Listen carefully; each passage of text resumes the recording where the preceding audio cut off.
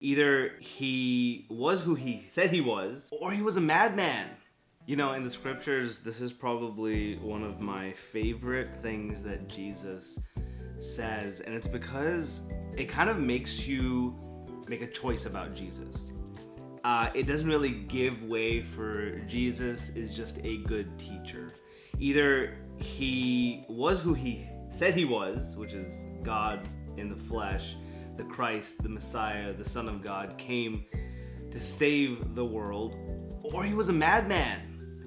Right here in John chapter 8, I know it's been a while since we've done one of these, but John chapter 8, jump to verse 53.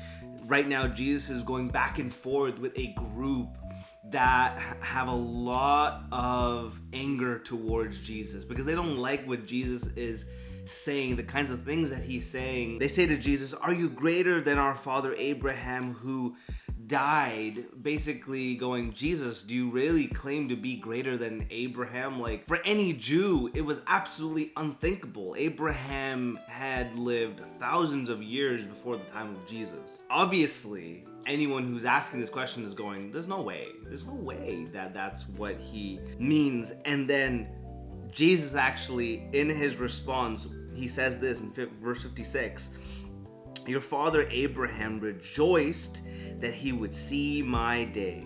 He saw it and was glad." Basically, Jesus going, I know Abraham in a much more intimate way than you think, and he rejoiced at my coming. Obviously, the Jews are going, how could Abraham see you? You're amongst us. Abraham is thousands of years ago. That doesn't make any sense.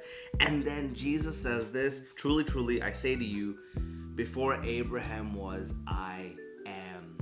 Jesus says here that he lived before the time of Abraham, which is weird because he's currently alive during a time when Abraham does not exist. He's not alive.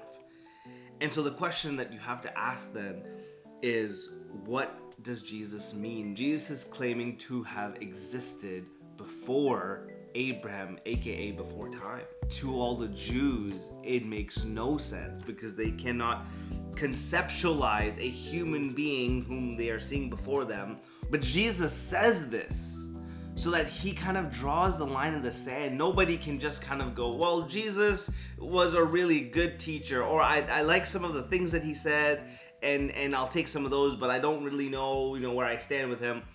You can do that all day long, but at the end of the day, anything that you're taking from Jesus stems from the person that he is.